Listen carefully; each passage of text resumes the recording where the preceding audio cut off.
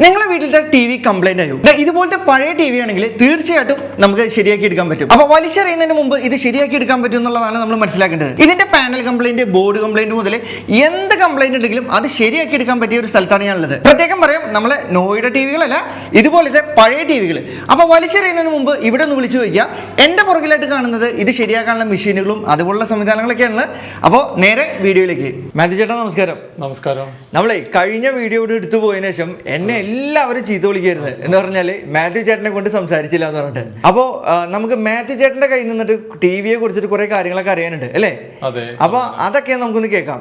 മാത്യു ചേട്ടാ, അപ്പൊ ഇപ്പോ ഇവിടെ 2 ടി വികൾ നമ്മൾ തുറന്നു വെച്ചിട്ടുണ്ട്. അതിൽ ഒരെണ്ണാണ് ഇപ്പൊ ഓപ്പൺ ചെയ്തിട്ടുള്ളൂ, ഒരെണ്ണം അപ്പുറത്ത് അടഞ്ഞിരിക്കുന്നുണ്ട്. അപ്പൊ ഈ 2 ടി വികൾ തമ്മിലുള്ള വ്യത്യാസം എന്താണ്?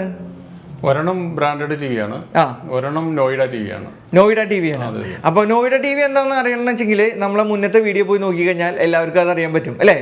നമ്മളെ മുന്നത്തെ വീഡിയോയിൽ നമ്മൾ ക്ലിയർ ആയിട്ട് ഇത് പറഞ്ഞിട്ടുണ്ട്. അപ്പോൾ നമ്മളെ നോയിഡ ടി വി ഉണ്ട്, ബ്രാൻഡഡ് ടി വി ഉണ്ട്. അപ്പോൾ നമ്മളെ ഈ പ്രേക്ഷകർക്ക് ടി വി വാങ്ങാൻ പോകുന്ന ഒരാൾക്ക് എന്തൊക്കെ കാര്യങ്ങളാണ് അവർ ശ്രദ്ധിക്കേണ്ടത്? അവര് ശ്രദ്ധിക്കേണ്ടത് ഇപ്പൊ ബ്രാൻഡഡ് വാങ്ങിയാലും നോൺ ബ്രാൻഡഡ് വാങ്ങിയാലും ലൈഫ് കുറവാണ്. ഇപ്പോഴത്തെ ടി വിയുടെ പാനലാണ് ഏറ്റവും കൂടുതൽ പോകുക. അപ്പോൾ ടി വി വാങ്ങുമ്പോൾ കഴിയുന്നതും ബ്രാൻഡഡ് വാങ്ങാൻ ശ്രദ്ധിക്കുക. പിന്നെ ഏറ്റവും അടുത്തുള്ള സർവീസ് സെന്റർ ഉണ്ടോ എന്നുള്ളത് അന്വേഷിക്കുക. ആ ബ്രാൻഡിന് വാങ്ങുന്ന ബ്രാൻഡിന് സർവീസ് സെന്റർ ഉണ്ടോ എന്ന് അന്വേഷിക്കുക. ഡീലർമാർ പറയുന്നത് വിശ്വസിക്കരുത്. ഫോൺ ചെയ്ത് നോക്കിയത് പോയി കണ്ടു ബോധ്യപ്പെടുത്തുക. അതായത് നമ്മളിപ്പോ ഏതെങ്കിലും ബ്രാൻഡിന്റെ ടി വി മേടിക്കുകയാണെങ്കിൽ അതിന്റെ സർവീസ് സെന്റർ നമ്മൾ തൊട്ടടുത്തുണ്ടെന്ന് ഉറപ്പുവരുത്തുക. തൊട്ടടുത്തില്ലെങ്കിൽ ആ ജില്ലയിലെങ്കിലും ഉണ്ടെന്നുള്ളത് ഉറപ്പുവരുത്തുക. അങ്ങനെ ഉണ്ടെങ്കിലുള്ള ഗുണം എന്താണ്? അങ്ങനെ ഉണ്ടെങ്കിൽ നമ്മൾക്ക് സർവീസ് വിളിച്ചു കഴിഞ്ഞാൽ ഒരാഴ്ചക്കുള്ളിലെങ്കിലും സർവീസ് കിട്ടും. ഈ നോയിഡ ടി വി മാതിരിയുള്ള ടി വികളൊക്കെ വെച്ചാൽ അവർക്ക് സർവീസ് സെന്റർ ഇല്ല.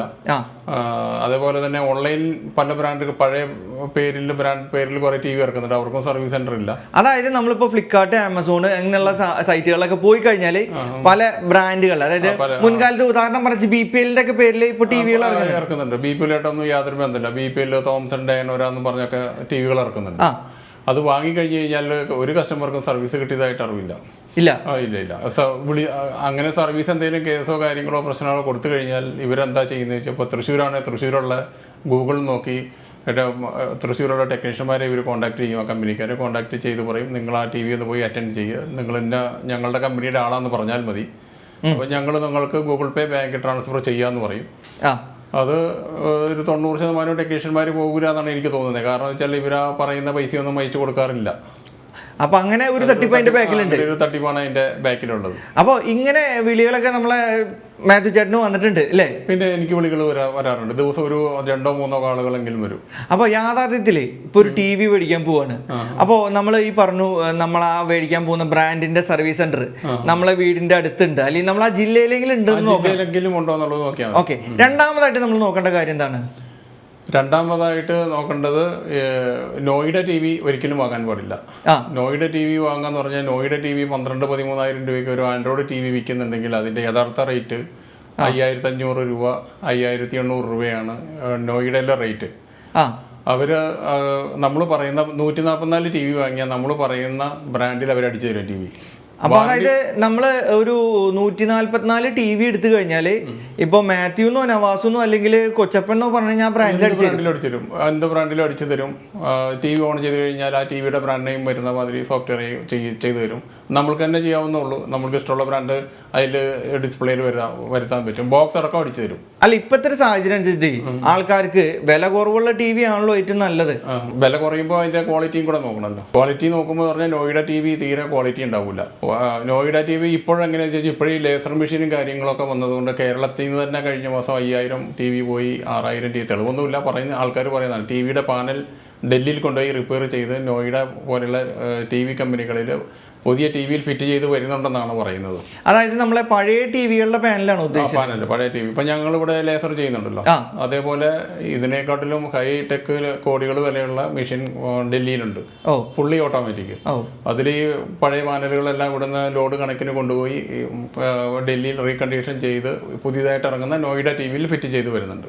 അപ്പൊ ഈ ബ്രാൻഡ് മേടിച്ചു കഴിഞ്ഞാൽ ഇതേ തട്ടിപ്പ് അതിലുണ്ടായിരിക്കില്ലേ? ബ്രാൻഡിൽ തട്ടിപ്പുണ്ടാവില്ല. ബ്രാൻഡിൽ വെച്ചാൽ എന്തായാലും പണ്ടത്തെ മാതിരിയുള്ള ടി വിക്ക് ക്വാളിറ്റി ഇപ്പം ബ്രാൻഡഡ് വാങ്ങിയാലും ഏത് ലോക്കൽ വാങ്ങിയാലും ഇല്ല. എങ്കിൽ ബെറ്റർ ഒരു ബ്രാൻഡഡ് വാങ്ങുന്നതാണ്. കാരണം ഇപ്പം നോയിഡ ടി വിയും ബ്രാൻഡഡ് ടി വിയും തമ്മിൽ വിലയിൽ വളരെ വലിയ വ്യത്യാസമില്ല. അപ്പോൾ ഒരു 2-3 വർഷം മുമ്പ് അങ്ങനെയല്ല. നോയിഡ ടിവിയുടെ ഡബിൾ വില കൊടുക്കണമായിരുന്നു ബ്രാൻഡഡ് കിട്ടണമെങ്കിൽ.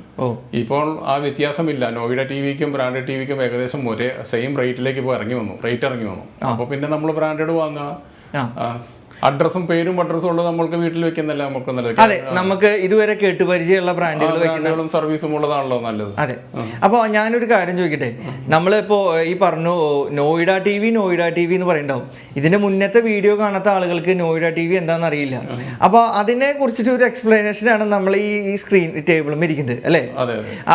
ഇത് നമ്മളെ ഒരു ടി വി ഓപ്പൺ ചെയ്തിട്ടുണ്ട്. ഇത് ബ്രാൻഡഡ് ആണോ നോയിഡ ആണോ? ഇത് ബ്രാൻഡഡ് ആണ്.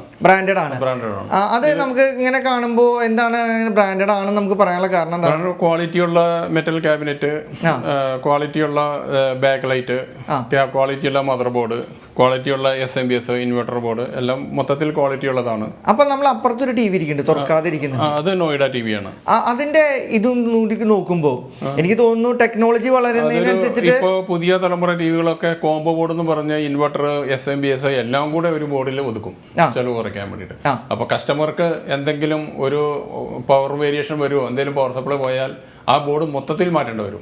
അതായത് ഇപ്പോ ഈ ടിവിയിൽ നമുക്ക് പവറിന് ഒരു ബോർഡ്, ടിവിക്ക് ഒരു ബോർഡ്, അങ്ങനെയാണോ ഇരിക്കുന്നത്? അതെ, പവറിന് ഒരു ബോർഡ്, മദർ ബോർഡ്, ടീക്കോൺ ബോർഡ്, അങ്ങനെയെല്ലാം വേറെ വരുന്നുണ്ട്. ഈ കോംബോ ബോർഡ് എന്ന് പറയുമ്പോൾ എല്ലാം കൂടെ ഒരൊറ്റ ബോർഡിലാണ്. അല്ല, നമ്മളെ ഈ ആൾക്കാരോട് നമുക്ക് പറയാൻ പറ്റില്ലല്ലോ, കാരണം പുതിയ ടി വി മേടിക്കുമ്പോൾ തുറന്നു നോക്കിയിട്ട് വാങ്ങാൻ പറ്റില്ല. നോയിഡ ടി വി കഴിയുന്നത് ഒഴിവാക്കുക. കാരണം ഇനിയിപ്പോൾ അത് അങ്ങനെ ചെയ്താലും ആളുകൾ എന്താ പറയാന്ന് പറഞ്ഞാല് ടെക്നോളജി വളരുന്നതിനനുസരിച്ച് ബോർഡുകളുടെ സൈസും വലിപ്പമൊക്കെ കുറഞ്ഞു എന്നാണ് പറയാം. അപ്പൊ ഞാനൊരു ഉദാഹരണം ചോദിക്കാണ്. നമ്മളിപ്പോ ഒരു നോയിഡ ടി വി തന്നെ മേടിച്ചു, അതിന്റെ ബോർഡ് പോയി, അത് നമ്മൾ റീപ്ലേസ് ചെയ്യുന്നതാണോ നല്ലത്, അല്ല പുതിയ ടി വി മേടിക്കുന്നതാണോ നല്ലത്? നോയിഡ ടി വി പോയി കഴിഞ്ഞാൽ ആ ടിവിയുടെ റേറ്റും ഇവര് വാങ്ങുമ്പോൾ വലിയ വില കൊടുത്തിട്ടുണ്ടാവും. പക്ഷെ യഥാർത്ഥത്തിൽ ആ ടി വിക്ക് മൂല്യമില്ല, വിലയില്ല. അവര് വാങ്ങിയിരിക്കുന്നതിന്റെ 1/3 വില അതിന്റെ ഹോൾസെയിൽ വില വരുന്നുള്ളൂ. അപ്പൊ നമ്മൾക്ക് കസ്റ്റമർ ഓക്കെ എന്ന് പറഞ്ഞാൽ നമ്മൾക്ക് ബോർഡ് ഇട്ട് കൊടുക്കാൻ പറ്റും. അതായത് ഇപ്പോൾ ഒരു 12,000 രൂപയുടെ ടി വി, ആ ടി വിയുടെ നമ്മൾ ഒരു ബോർഡ് മേടിക്കുകയാണ്. ഞാൻ ഒരു ഉദാഹരണം പറയാണ്. അപ്പോൾ ആൻഡ്രോയിഡ് ബോർഡാന്ന് മേടിക്കാം. അപ്പോൾ 12,000 രൂപയുടെ ടി വിയുടെ ബോർഡ് നമുക്ക് മാർക്കറ്റിൽ എത്ര രൂപ? അതായത് നിങ്ങൾ സർവീസ് ചെയ്ത് കൊടുക്കുമ്പോൾ എത്ര രൂപ? ലോക്കൽ ബോർഡാണെങ്കിൽ ഒരു 1,800 മുതൽ 2,500, 3,000 രൂപ റേഞ്ചിൽ കിട്ടും. നമ്മളൊരു 700 രൂപ സർവീസ് ചാർജും കൂടെ ചേർത്ത് കൊടുക്കും. ഇത് ശരിക്കും നമ്മൾ ഈ ലോക്കൽ വാറണ്ടിയുള്ള ബോർഡും അതിലിടാൻ പറ്റും. വാറണ്ടിയുള്ള ബോർഡാകുമ്പോൾ അതിന്റെ ഡബിൾ റേറ്റ് വരും. നമ്മൾ ഈ നോയിഡ ടി വി നമ്മൾ ശരിയാക്കിയിട്ട് കാര്യമുണ്ടോ ശരിക്കും? മെയിൻ അതിന്റെ പാനലാണ്. റീകണ്ടീഷൻ ചെയ്ത പാനൽ ക്വാളിറ്റിയും ഇല്ലെങ്കിൽ പിന്നെ അത് റെഡിയാക്കാതെ പുതിയ ടി വി വാങ്ങുന്നതായിരിക്കും നല്ലത്. അതിപ്പോൾ ബ്രാൻഡഡ് ആയതും ഇതേ അവസ്ഥ തന്നെയാണോ ശരിക്കും? ബ്രാൻഡഡ് ആയാൽ ഇപ്പോൾ ഇറങ്ങുന്ന പുതിയ ടി വികൾക്ക് ലൈഫ് കുറവാണ്. പഴയ ബ്രാൻഡഡ് ടി വികളാണെങ്കിൽ പാനൽ പോയാലും പാനൽ മാറ്റുന്നതാണ് നല്ലത്. ഒരു ടി വി വാങ്ങുന്ന പകുതി വില പോലും ആകുന്നില്ല. ഇത് പറഞ്ഞെന്ന് പറഞ്ഞാല് നമ്മൾ പല ആളുകളും പല ഓഫർ കണ്ടിട്ട് വീട്ടിൽ ഇരിക്കുന്ന പഴയ നല്ല ടിവികള്, LCD ടിവികള്, LED പണ്ടത്തെ ടിവികളൊക്കെ എക്സ്ചേഞ്ച് കൊടുത്തിട്ട് പുതിയ തരം ടിവികൾ മേടിക്കും. അപ്പോ അങ്ങനെ ചെയ്യുന്ന ആളുകളോടാണ് നമ്മൾ ഇതിൽ പറയുന്നത് അല്ലേ? അതായത് നിങ്ങൾ അത് കൊണ്ടുപോയി എക്സ്ചേഞ്ച് ചെയ്യുന്നതിന് മുമ്പ് എന്താ വേണ്ടത്? അവര് മിക്കവാറും കമ്പനി ടി വി ആകുമ്പോൾ കമ്പനി ടെക്നീഷ്യന്മാരായിരിക്കുമല്ലോ അവരുടെ വീടുകളിൽ വന്നിട്ട് ചെക്ക് ചെയ്യുക. അപ്പൊ ആ കമ്പനി ടെക്നീഷ്യന്മാർ പറയുന്നത് വിശ്വസിക്കരുത് എന്ന് പറഞ്ഞു കഴിഞ്ഞാൽ എക്സ്പീരിയൻസ് ഉള്ള ആൾക്കാർ ഇപ്പോൾ കമ്പനി സർവീസിൽ കുറവാണ്. പിന്നെ അവർക്കൊരു ഒരു ടെക്നീഷ്യനെ വിട്ട് കഴിഞ്ഞാൽ ഒരു ദിവസം ഇത്ര കംപ്ലൈന്റ് അറ്റൻഡ് ചെയ്യണം എന്നുള്ളത് കണക്കുണ്ട് അവർക്ക്. അവർ ഓടിപ്പാഞ്ഞു അവർക്ക് ചെക്ക് ചെയ്യാൻ, ശരിക്കും പറഞ്ഞാൽ അവർക്ക് ചെക്ക് ചെയ്യാൻ സമയമില്ല.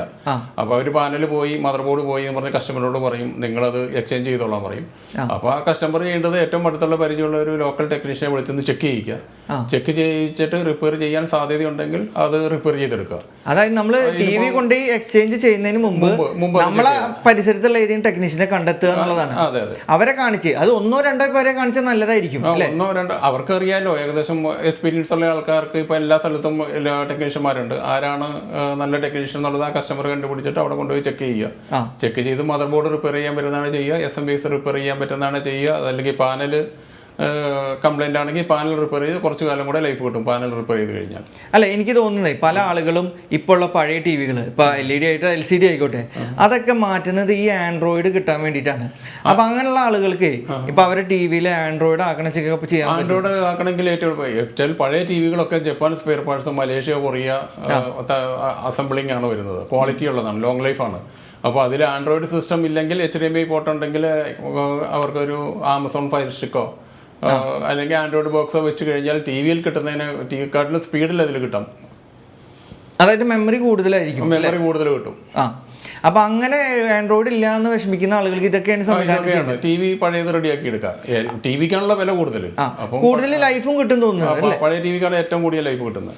നമ്മള് ഈ 4K കിട്ടണം എന്നൊക്കെ പറഞ്ഞിട്ടാണ് ഇപ്പൊ ആളുകൾ മാറുന്നത്. 18 വർഷം മുമ്പുള്ള LED TV ഇപ്പം ഞങ്ങളുടെ താഴത്തെ സർവീസ് സെന്ററിൽ ഇരിക്കുന്നുണ്ട്, സർവീസ് ചെയ്തിട്ട്. 18 വർഷം മുമ്പുള്ള ഈ LCD TV ആണ്, സോണി. ഒരു കംപ്ലൈന്റും ഇല്ലാതെ വർക്ക് ചെയ്യുന്നുണ്ട്. ഇപ്പൊ അതിൽ ആൻഡ്രോയിഡ് കിട്ടാൻ ഫയർ സ്റ്റിക്ക് വെച്ചാൽ മതി. അല്ല, ഞാനേ ഈ ആളുകൾ ഇപ്പൊ ഏറ്റവും കൂടുതൽ മാറുന്നത് 4K എന്ന് പറഞ്ഞിട്ടാണ്. അപ്പൊ 4K കൊണ്ട് വല്ല ഗുണമുണ്ടോ ശരിക്കും? 4K റെസൊല്യൂഷൻ എന്ന് പറയുന്നത് കുറച്ച് പിക്ചറിന് ക്വാളിറ്റി കൂടും, പക്ഷേ കംപ്ലൈന്റ് അതനുസരിച്ചിട്ട് കൂടുതലാണ്. ഇപ്പൊ ഞങ്ങളുടെ ലേസർ മെഷീനിൽ റിപ്പയർ ചെയ്താലും ലോങ് ലൈഫ് കുറവ് 4K TVക്കാണ്. 2K TV ലൈഫ് കിട്ടുന്നുണ്ട്.